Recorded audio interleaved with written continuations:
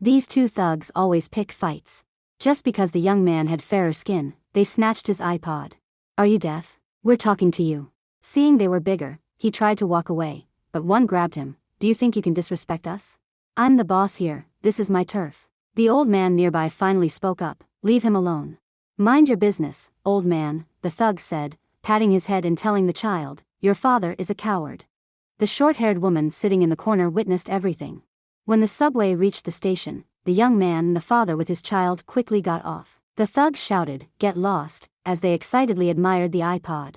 Then one of them noticed the woman. Hey, look, there's a girl here, check out those long legs. The two thugs approached her, but she wasn't scared.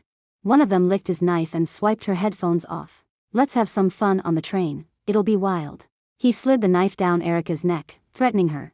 In a split second, she pulled out her gun and fired 4 shots, sending the thug straight to the grave. The short-haired woman remained unflinching and, as soon as the train stopped, she got off. This was the second person she'd killed, so she wasn't scared anymore.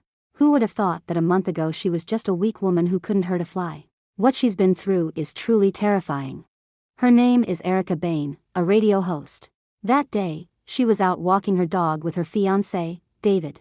The dog chased a ball under a bridge and didn't come out for a long time. When Erica and David went in to find it, they saw it had been taken by someone. Across from them were 3 guys, strangling the dog with all their might. They even laid hands on Erica. David didn't want to escalate things and gave them all the cash he had. But they still wanted to steal Erica's engagement ring. David couldn't take it anymore and punched one of them, but they hit back harder. They used a metal bar to beat David's stomach relentlessly. They were determined to kill him. David had no chance to fight back, and Erica wasn't safe either. They knocked her out with a bottle and then slammed her against the wall. 2 people were beating them up while a third filmed the thrilling scene. Later, they were taken to the hospital. David didn't make it, and Erica was left with half of her face swollen, numerous broken bones, and dependent on a ventilator to stay alive. Detective Sean Mercer, who was on the case, recognized Erica right away. He was a regular listener of her show. After being in a coma for 3 weeks, Erica finally woke up. Devastated by the news of David's death, she went to the police station to identify the culprits. Her weeks of unconsciousness left her memory foggy, making it impossible for her to recognize her attackers. After recovering, Erica's life was completely changed. She was sad all the time and felt terrified in crowds. Her illusion of a safe city life is destroyed. Erica went to the police station to check on the case's progress, but the cops told her to wait. After 3 hours with no update, she got fed up and left the station. She went to a gun store to buy a firearm for self-defense. Since she didn't have a permit, the store clerk refused to sell her a gun. A man nearby saw this and called her over. I'll sell you one for $1,000.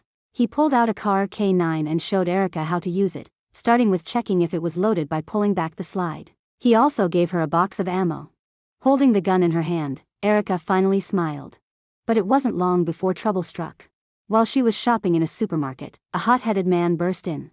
Upset that his ex-wife wouldn't let him see their child, he fired 5 shots.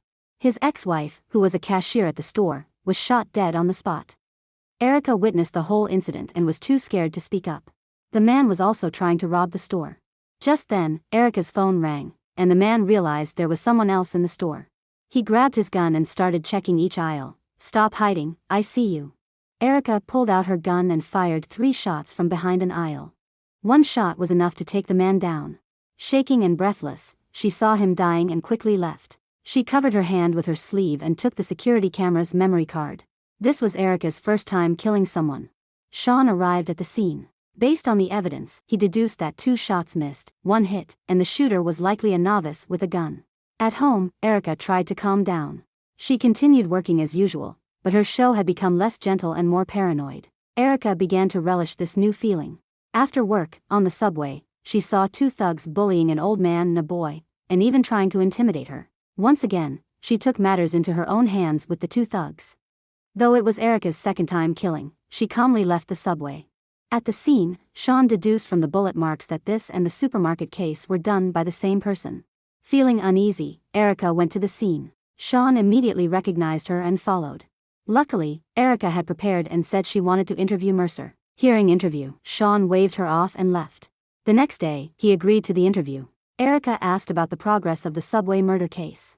Sean sadly replied that with so many cases happening, it's very hard for the police to investigate. For example, the man on TV is Murrow, appears to be running a parking lot business but is actually involved in illegal drugs and weapons. After his wife discovered the truth, he brutally killed her. Despite knowing his criminal activities, the police can't do anything due to lack of evidence. Erica went outside to enjoy the quiet night. She noticed a suspicious car, and the man inside called her over. "Hey, stay and hang out with me for a bit." Seeing a dazed girl in the back seat, Erica agreed to the man's request. As soon as Erica got into the car, he locked the doors. Seeing the girl next to her clearly had been assaulted, Erica pulled out her gun and pointed it at the man, saying, "Open the door, or I'll make sure you get a taste of lead." The man obediently opened the door. Before getting out, Erica demanded money for the woman. As they both exited the car, he slammed the gas pedal and drove straight at them. Erica quickly pushed the woman aside and shot the man dead. The out-of-control car still hit the woman. Erica immediately called an ambulance and left only after seeing the woman safely loaded into it. At a press conference, Sean revealed that the perpetrator of the supermarket, subway, and car murder cases was the same person. This quickly became a hot topic. Some saw the perpetrator as a hero and felt the victims didn't deserve sympathy, while others viewed it as premeditated murder and believed taking justice into one's own hands was wrong. Feeling extremely guilty, Erica decided to turn herself in. She went to the police station but suddenly remembered Murrow, whom Sean had mentioned before, and decided to kill him before confessing to the crime. She went to Murrow's parking lot and called Sean for a chat. Seeing Murrow head up the stairs, Erica hung up. She followed him to the rooftop and asked why he killed his wife. As she reached for her gun, Murrow, thinking Erica was a reporter trying to take pictures, grabbed a metal bar and swung it at her. Erica immediately struck back, causing Murrow to bleed from his nose. She then picked up the metal bar and approached him. 30 minutes later, Sean arrived at the scene. Murrow was dead with numerous wounds and had fallen from the rooftop. It seemed that besides us, many others wanted him dead. Sean heard the sound of the elevator and remembered hearing the same noise during Erica's call. Could she be the killer? He decided to investigate Erica and invited her to visit the woman who had been hit by the car the other day. Sean asked if anyone else was at the scene that day. The woman, though smart, said there was no one else, just herself. However, her glance at Erica revealed everything. Sean became more convinced that Erica was behind the cases. He returned her stolen engagement ring and asked her to come to the police station to identify the suspect. At the station, Erica recognized the person who killed David but chose not to reveal it, wanting to seek revenge herself. Erica met the girl who pawned the ring, and indeed, she was the killer's ex-girlfriend. She sent Erica a video of the assault on her and David. Erica collapsed in tears, overwhelmed with grief. She was severely beaten, and her David was killed, yet the three criminals remained above the law. Erica sent the video to Sean and then went to the killer's place. Sean, upon receiving the message, immediately headed to the address. Erica knew that there were 3 attackers that night. Downstairs, she heard barking, her own dog. Following the sound, she found it. "What do you want?" "I want my dog back." She shot and killed one of the attackers. The other 2, hearing the gunfire, quickly fled. However, Erica wasn't about to let them off easily. Working seamlessly with her dog, Erica used a diversion to kill the second attacker, leaving only the most despicable one. Erica searched for him with her gun. He tried to ambush her from behind. "Last time I couldn't kill you, but this time you won't escape." The attacker strangled Erica with a metal rod. At a crucial moment, Sean arrived. Seeing the police, the attacker knelt and raised his hands in surrender. As Erica prepared to kill him, Sean stopped her. "You don't have the right to kill him." "Yes, I do." The two argued for a moment, and Sean tried to persuade Erica, "Put the gun down and hand it to me." Erica slowly lowered the gun. A moment later, Sean handed his gun to Erica. "If you use a gun, make sure it's legal." Seeing this, the attacker lost his composure and shouted, "You're a fake cop." Without hesitation, Erica shot and killed the attacker who murdered David. Seeing the attacker dead, Erica confessed to Sean. He asked her to shoot him to stage a scenario where the attackers killed each other. Sean, accidentally shot, had to kill the attacker in self-defense. Erica shot Sean in the arm and left. Sean then rearranged the crime scene and called the police. The dog followed Erica.